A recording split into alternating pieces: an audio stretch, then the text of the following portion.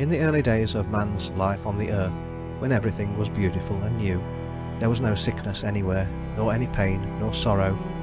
Men lived to be very old and very wise, and everywhere was happiness, such has never been since in all the world. Now Jupiter had not forgotten about the stealing of the sacred fire, and it angered him that man should light his own fires and kindle the cheerful blaze which should by right be glowing only in the halls of Olympus. The suffering of Prometheus had not softened his wrath. He would not be satisfied until punishment was visited upon those who had received the stolen fire. Accordingly he called a council of the gods and spoke to them of his desire. Though none of the deities wished to see misfortune brought upon the race of man, they did not dare to dispute the will of Jupiter. So they agreed to carry out the plan that he unfolded, and before many days had passed they had fashioned, out of the same clay from which man was made, a creature that they called Woman. To her each of the gods gave a gift, such as softness or grace or wonderful fairness.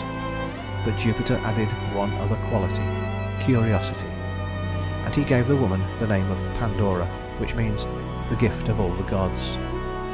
Then he bade Mercury, who is the messenger of the gods, take this new soft thing down to the earth and give her to Epimetheus for his wife.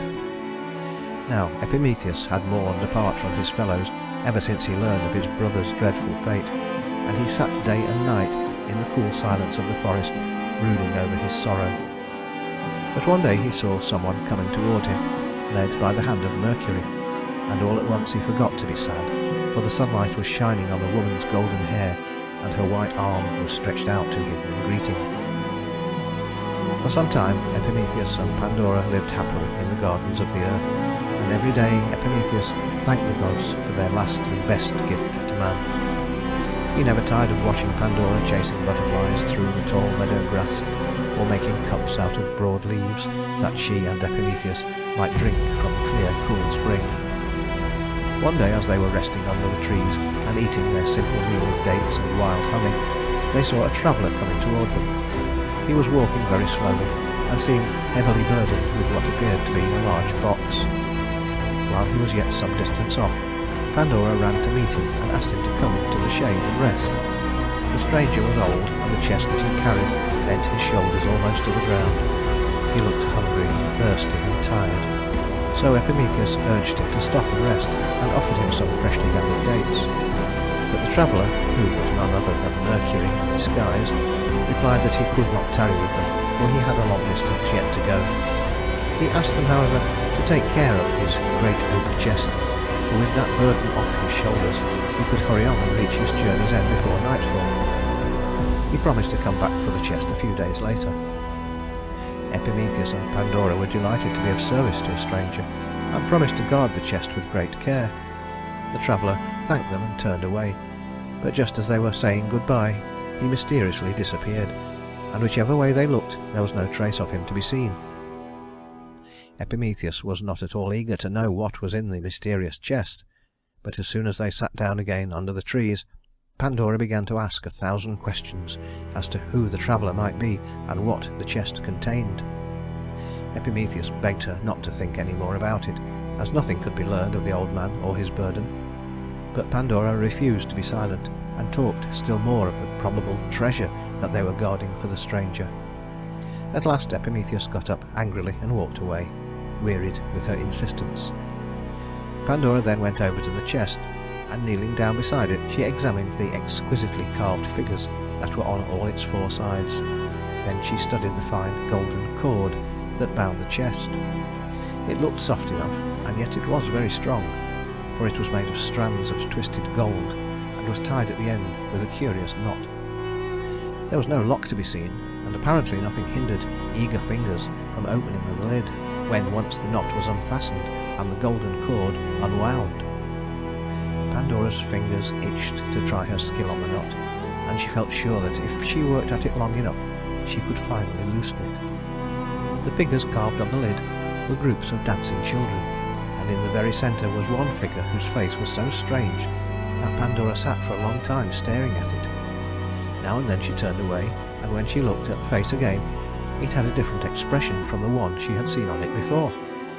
She knew that this carved thing was not alive, and yet each time she gazed into the strange eyes of the wooden face, they were quite unlike the eyes that had smiled or frowned or mocked at her before. She went to see whether Epimetheus had come back, and finding that he was still away, she returned to the chest again, but would not let herself be tempted into so much as touching the golden cord. As she stood wondering what to do, she thought that she heard some little voices coming from inside the chest, and they seemed to say, "Open, Pandora, please! Please open and let us out!" Pandora looked quickly around to see whether Epimetheus was inside. Then she came a bit nearer to the chest and put one hand on the golden cord. Again she heard the small voices, this time very distinctly, and they said, "Open, Pandora, please! Please open and let us out!" Pandora's heart was now beating fast. What could be in the chest? What poor imprisoned creatures were calling to her, begging her to set them free? She put both hands on the golden cord, then she looked guiltily around, but no one was in sight. No one was watching her except some inquisitive squirrels who were peering down at her from the branches just above her head. Swiftly and deftly she untied the knot. She yielded easily to her eager fingers, but even then she hesitated, fearing the anger of Epimetheus. The little voices cried again, "Open, Pandora, please! Please open and let us out!" But still she hesitated, not daring to raise the lid. Just then she heard her husband calling to her, and she knew that there would be no chance now to explore the contents of the mysterious chest. She must wait for that pleasure until another time. Meanwhile, she would take just one peep inside to be sure that the voices were not mocking her. So she raised the lid very gently, but no sooner had she made the smallest opening than out poured a host of tiny creatures like brown-winged moths, and they swarmed all around her, biting and pinching and blistering her soft skin until she cried out in fear and pain. She tried to fight them off, and rushed away to find Epimetheus, but the tormenting little sprites followed her, buzzing about her ears and stinging her again and again. In vain she strove to brush them away, for they clung to her dress, her hair, and her poor swollen skin. When she reached Epimetheus, she was crying bitterly, and it did not need any questioning to find out the trouble, for the malicious little creatures were so numerous that hundreds of them encircled Epimetheus and bit and stung him, just as they had done to Pandora.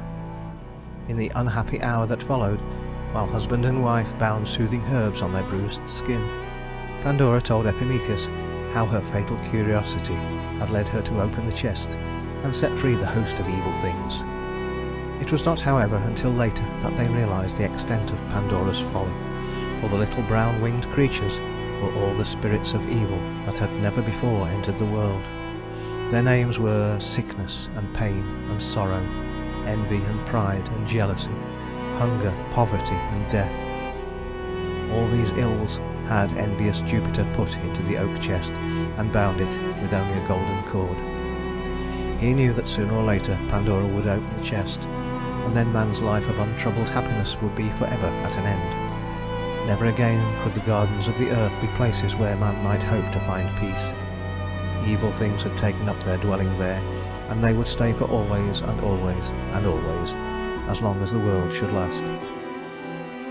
When Epimetheus and Pandora saw the hateful winged creatures settling down on the leaves and flowers so as to be near at hand to torment them, they wept bitter tears and wished that the gods had never created them. In the midst of her sobbing, Pandora had not, however, forgotten about the chest, and she was still wondering what else might be inside it, for she was sure that those moth-like things could never have wholly filled it. Suddenly she heard a wee soft whisper coming from within the chest, and it said, "Open, Pandora! Please, please open and let me out!"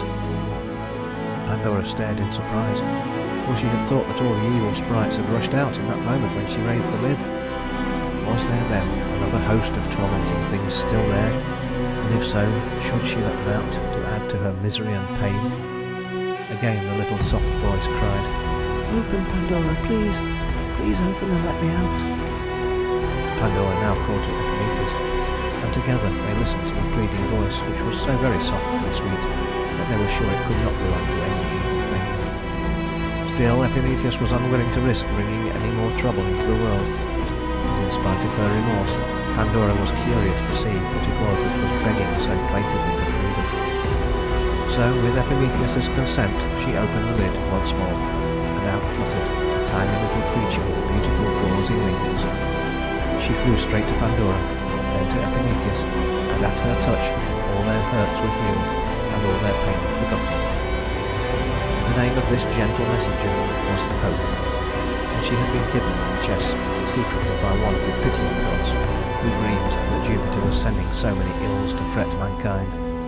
The host of evil beings once set free could never again be shut up in their narrow prison, but wherever they flew, even to the remotest corner of the earth, Hope followed them, and brought healing in her wings. And when the world grew wicked, as it did in the days that came after, so that men neglected the altars of the gods, Hope was still remembered with votive offerings, and her shrines kept garlanded with flowers. The children of Epimetheus and Pandora wandered in the gardens of the earth just as their parents had done, and the generations that followed them lived peacefully and were happy in spite of the brown-winged sprites that went about doing mischief.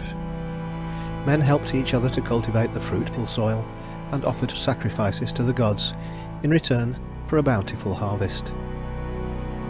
This golden age of the world's history might have lasted forever if men had continued to reverence the gods. But after a time they ceased to offer prayers for health and safety, and boasted proudly of their own strength. They looked no more to high Olympus for help, but each man trusted to his own right arm. Then strife and discord arose, and fierce wars were fought among all the peoples of the earth. Brother killed brother, and fathers strove with their own sons. Every man's hand was against his fellow, and he knew no law but that of his own will. Seldom now were the fires kindled on the neglected altars, and the smell of burnt offerings dear to the gods no longer mingled with the smoke that rose up to the white clouds round Olympus. The sacred vessels moulded in forsaken temples. Around the shrines of the gods the snakes crawled lazily, and the bat and owl dwelt undisturbed among the pillars of the temples. For a time the gods sat patient, believing that this state of things could not last. But seeing that mankind was growing worse instead of better, year by year, they determined to put an end to godlessness and to destroy the whole race of man. Then Jupiter called a council of the gods to decide on the most effective way of wiping out every vestige of human life so completely that not one soul would be left to tell to its children the story of those evil days when men neglected to worship the immortal gods and allowed their temples to decay. The most terrible punishment to visit upon man would be to set the whole world on fire, to make of it one great sacrificial altar on which human victims, and not the garlanded ox, would burn night and day, and from which the smoke would rise up into the heavens so thickly that it would shut out the sight of the blackened and smouldering earth. The one objection to carrying out this plan was the fear lest the flames would leap so high that they would reach even to lofty Olympus, and so endanger the sacred throne of Jupiter. Though the fire might not utterly destroy it, the gods could not bear to think of its burnished red gold base being touched by any flame from Earth's unholy fires. The only other effective method of destruction was water, and this the gods decided to employ.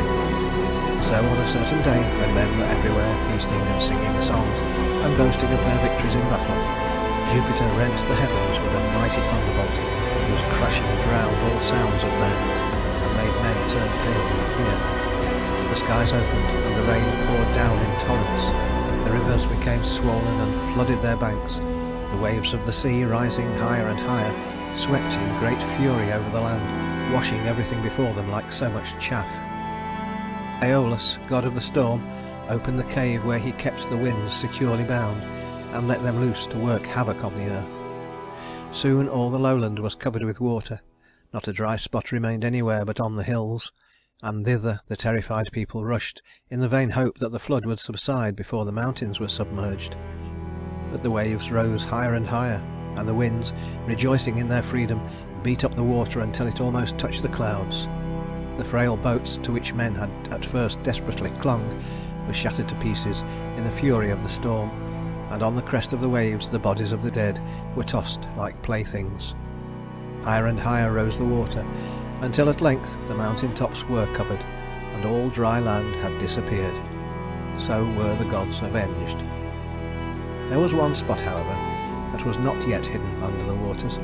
and this was the top of Mount Parnassus, the highest hill of Greece. To this place of refuge had fled Deucalion and his wife Pyrrha, two virtuous souls who alone of all the people on the earth had lived uprightly and worshipped the gods. When Jupiter saw them standing on the top of Mount Parnassus and weeping over the universal destruction, he remembered their piety and decreed that their lives should be spared. So he gave commands that the rains and the floods and the winds should cease, and the dry land appear. Then Aeolus brought the winds back from their mad wanderings and bound them again in the cave. Neptune blew upon his conch shell, and the angry waves returned again to the sea. Little by little the treetops showed above the water, and the green earth smiled again under the warm rays of the sun. But it was upon a desolate and unpeopled world that the eyes of Deucalion and Pyrrha rested, and in their utter loneliness they almost wished that they had perished with their friends. They went slowly down the mountainside, not knowing where to go, being led blindly by the will of the gods to the temple at Delphi, the only building that was not destroyed. To this sacred spot men had been wont to come in the old God-fearing days, to consult the wishes of the gods and to learn their own destinies. Here was the divine oracle that not even the most daring mortal would refuse to obey. When Deucalion and Pyrrha found themselves at the temple of Delphi, they made haste to consult the oracle, for they wished to repeople the land before another morning's sun could look down upon a lifeless earth. To their surprise, the oracle returned them this answer: "Depart from here with veiled heads, and throw your mother's bones behind you." This command seemed impossible to obey, for they could never hope to find any grave when all landmarks had been washed away, and even could they do so, it was an unheard of sacrilege to disturb the bones of the dead. Deucalion sought therefore to explain the strange words of the oracle in some other way, and at length he guessed the meaning of the god's answer. It was no human remains that he was commanding to desecrate. The bones referred to were those of Mother Earth. So husband and wife left the temple with veiled heads, and as they went they gathered up the stones at their feet and threw these behind them. All the stones that fell from the hands of Deucalion turned into men, and those that Pyrrha dropped became women. Thus it was that, through the kindness and wisdom of the immortals, the earth was repeopled with a new race of men that feared evil and reverenced piety and walked humbly before the gods. Never again was Jupiter forced to send a deluge on the earth, for men no longer let the altar fires burn low, nor did they neglect to offer sacrifices because of forgotten prayers.